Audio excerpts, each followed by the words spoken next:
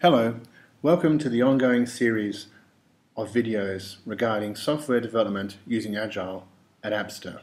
This is video number 4. In the last video we discussed Scrum, and one of the main advantages of Scrum is we take a feature-driven approach to software development as opposed to the traditional waterfall requirements development testing approach. So why is that so important and why is that of benefit? In order to answer that question, let's look at a Scrum team, see who's involved, the roles they play, and how that can be of benefit to the customer. There are a number of different key roles in a Scrum team. The first one is the person we call the product owner. The product owner is the person who is in charge of the vision for the product. This is the person who understands the requirements of the client in detail. Sometimes the product owner can be the client. In Appster's case, we will always have a product owner who liaises with the client and the Scrum team and really works to understand the core vision of the client's requests, what they're looking to achieve, and putting those into what we call user stories. We'll talk about user stories in more detail a bit later. The other person who's a key member of the Scrum team is the Scrum Master. The Scrum Master is the person who is responsible for clearing impediments. Their job is to keep the team happy, to make sure the team have all the tools they need, has all the information they need, and can do their jobs properly. They are responsible for ensuring that certain Scrum disciplines are maintained and enacted, such as daily stand-up meetings and retrospective meetings. The Scrum Master is there for the team. Their job is to clear impediments. The other member of the Scrum team, and this will consist of many people, developers. A developer is anybody who actually works on the software, developing the software, producing the software.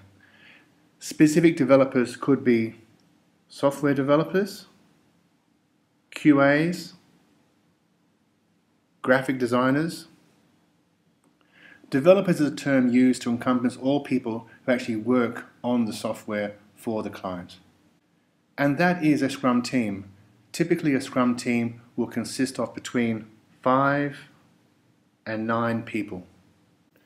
So let's focus now on one of the particular roles in the Scrum team, and that is the role of the product owner.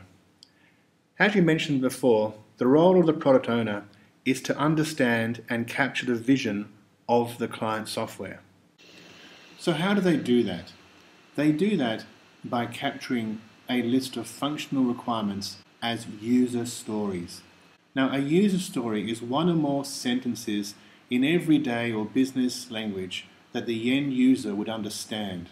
And they follow a pattern such as a role, I want some goal or desire so that I may receive some benefit.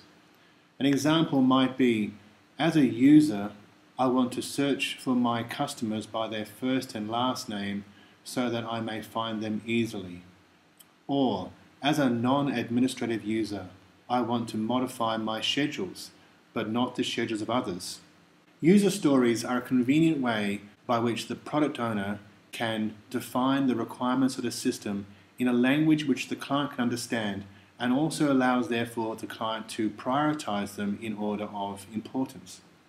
And so what happens is that we build up a list of user stories. Now this is an ordered list, and it's very, very important that the order is a truly ordered list in the sense that there is no more than one item with a particular ordered value. We can't have multiple number 1s and multiple number 2s. The reason is because we need to know which ones are more important, because we're going to start working on the top one first. And we'll work our way down the list until they're all done. So the benefit of this is that the client gets to decide what order they want the functionality to be developed in. And so what the Scrum team does is they decide how much of this list they can get done in one sprint. A sprint is a period of time in which the development team believes that they can complete the functionality or the user stories that they select. So let's say, for example, that this particular sprint, we believe that we can get these done. This can be called sprint 1. Once the sprint commences, we're able to track the completion rate of user stories against time. As the sprint progresses, the aim is that we complete all user stories within the allocated time frame. For a particular team, a sprint is always the same length, typically 1 or 2 weeks. A number of things can happen during the sprint process. We might find that certain user stories take longer than we anticipated, in which case we will not get all of the user stories done for that particular sprint.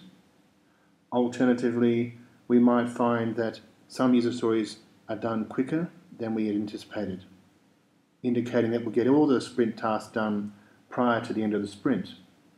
This is fine because what it tells us is our velocity for that team. Once we know how the team is performing based on particular sprints, activities, then we can determine the velocity for that team. The main aim of any sprint is to deliver working software.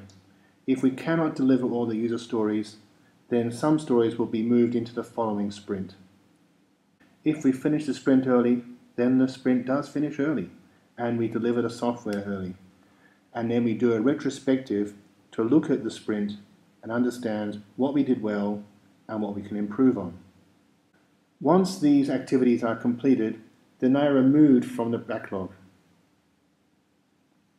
And then we organize the next sprint.